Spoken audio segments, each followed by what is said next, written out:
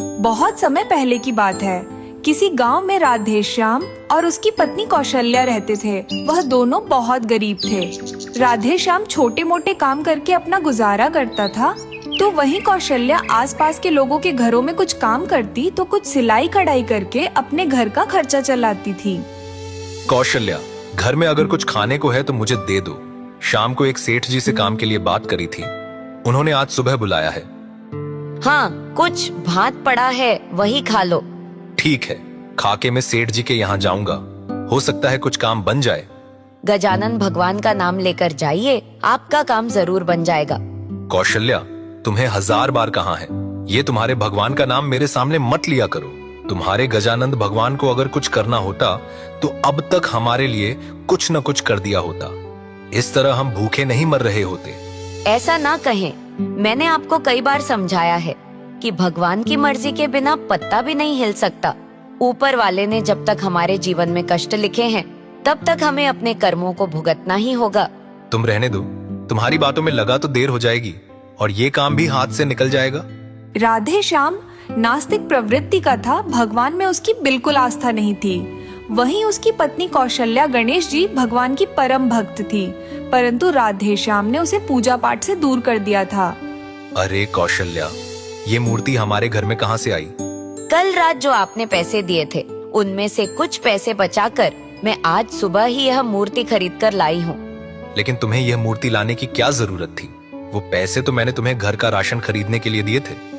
आपने मुझे जो पैसे दिए थे, उससे मैंने राशन भी खरीद लिया और कुछ पैसे बचे तो यह छोटी सी मूर्ति खरीद लाई।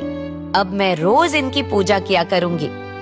तुम अभी इसी वक्त जाकर यह मूर्ति दुकान वाले को वापस करके आओ। मुझे भगवान पर बिल्कुल विश्वास नहीं है। ऐसा ना कहें, भगवान ने तो हम सबको बनाया है, फिर आप उस भगवान पर विश्वास क्यों नहीं करते? विश्वास करूं? किस बात पर विश्वास करूं? ये तुम्हारे भगवान अगर होते तो हर आदमी को बराबर का बनाते, किसी को दुखी तो किसी को सुखी न करते। किसी के पास इतनी धन दौलत है तो कोई 2 वक्त की रोटी को भी तरसता है। ये कैसा इंसाफ है तुम्हारे इन भगवान का? ऐसा नहीं है, भगवान के घर में देर है पर अंधेर नहीं है। संसार में हर व्यक्ति अपने कर्मों को भुगतता है। अच्छे कर्म वाला अच्छा जीवन भोगता है और बुरे कर्मों वाले अपने पाप कर्मों को भुगतते हैं। चलो, मैं मानता हूँ, मैं तो बहुत बड़ा पापी हूँ, पर तुमने तो मुझे नहीं लगता कि कभी अपने जीवन में किसी का बुरा भी सोचा होगा। सुबह शाम गणेश जी का नाम लेती रहती हो, फिर तुम्हारे गणेश जी ने तुम्हें ऐसा जीवन क्यों दे रखा है जहाँ सुबह रोटी मिल जाए तो शाम के खाने का कुछ पता नहीं होता। ऐसा नहीं है, इंसान का हर वक्त एक समान नहीं रहता। आज नहीं तो कल प्रभु हम पर भी कृपा अवश्य करेंगे। तुम्हारे प्रभु की कृपा का तो पता नहीं, लेकिन ये मूर्ति मैं शाम को वापस आऊं तो मुझे मेरे घर में नहीं दिखनी चाहिए। ऐसा कहकर राधेश्याम काम पर चला जाता है। कौशल्या दुखी मन से वह मूर्ति वापस दुकानदार को देने जा रही होती है। तभी तेज धूप और थकान की वजह से वो एक घने पेड़ के नीचे बैठ जाती है और उसे विचार आता है, हे प्रभु, मेरे पति ने मुझे अपने घर में आपकी पूजा करने से मना किया है, लेकिन मैं उनके घर के बाहर तो पूजा कर ही सकती हूँ। ऐसा सोचकर कौशल्या गांव के पास के जंगल में जाती है। एक बड़े से पीपल के पेड़ के नीचे वो साफ सफाई करती है और मिट्टी का एक चबूतरा बना देती है। उस चबूतरे पर वह गणेश जी की मूर्ति को स्थापित कर देती है। आसपास से कुछ फल और फूल तोड़कर लाती है और गणेश जी के आगे रख देती है और हाथ जोड़कर कहती है, हे गजानन महाराज, मुझे क्षमा करिए, मैं आपको अपने घर में स्थापित नहीं कर सकती। मेरे पति की भूल को नादानी समझकर उन्हें क्षमा करिए। मैं रोज आपकी पूजा आराधना करने यहाँ आया करूँगी। ऐसा कहकर कौशल्या वापस अपने घर चली जाती है। अब हर रोज जैसे ही राधेश्याम काम पर चला जाता, कौशल्या चुपचाप जंगल में जाती, गणेश जी की मूर्ति पर जल चढ़ाती, साफ सफाई करती और उन्हें फल फूल तोड़कर अर्पित कर देती और वापस अपने घर आ जाया करती थी। फिर एक दिन, हे प्रभु, आज ये बिन मौसम बरसात कैसे हो रही है और वो भी इतनी तेज। ये भी अभी तक घर नहीं आए। हे गजानन भगवान, मेरे पति की रक्षा करिएगा, उन्हें सही सलामत घर पहुंचा दीजिए। आ गया आप कौन हैं? क्या यह राधे श्याम का घर है? जी हाँ, मैं उनकी पत्नी हूँ, लेकिन आप कौन हैं? हम पास के गांव से आए हैं। घर लौटते समय राधे श्याम को किसी गाड़ी ने टक्कर मार दी और वह अस्पताल में भर्ती है। ये आप क्या कह रहे हैं? गाड़ी ने टक्कर मार दी? वो ठीक तो हैं? हम आपको लेने आए हैं। उन्हें अस्पताल में भर्ती कराया गया है। आप अभी हमारे साथ चलिए। कौशल्या रोती हुई उन दोनों के साथ चल पड़ती है। अस्पताल में पहुंचकर उसे पता चलता है कि उसके पति गंभीर रूप से घायल हैं और उनका तुरंत ऑपरेशन होना बहुत जरूरी है। डॉक्टर ने कौशल्या को अस्पताल में 5 लाख रुपए जमा कराने के लिए कहा। डॉक्टर साहब, इतना पैसा मैं कहाँ से लाऊंगी? मेरे पास तो 5,000 रुपए भी जमा कराने को नहीं है। आपको तुरंत पैसे जमा कराने की जरूरत है जिससे हम इनका ऑपरेशन कर सके। अगले 24 घंटे आपके पति के लिए खतरनाक है। डॉक्टर साहब, आप इनका ऑपरेशन शुरू कर दीजिए। ये ठीक होते ही आपके सारे पैसे दे देंगे। आप पहले पैसे जमा कराओ, उसके बाद ही हम इनका इलाज कर सकते हैं। ऐसा कहकर डॉक्टर वहाँ से चला जाता है। कौशल्या दौड़ी दौड़ी सेठ के पास जाती है जिनके पास राधे श्याम काम करता था, परंतु सेठ जी उसकी मदद करने से साफ मना कर देते हैं। कौशल्या अपने आस पड़ोसी राधे श्याम के दोस्तों से और रिश्तेदारों से मदद मांगती है, परंतु सभी उसे मना कर देते हैं। अब कौशल्या निराश होकर थक हार कर जंगल में रखी गणेश जी की मूर्ति के सामने जाकर जोर जोर से रोने लगती है। हे गजानन भगवान, अब मैं क्या करूं? मेरी परेशानी का समाधान करिए प्रभु। मेरे पास अपने पति का इलाज कराने के पैसे नहीं हैं और उनके अलावा इस पूरी दुनिया में मेरा कोई भी नहीं है।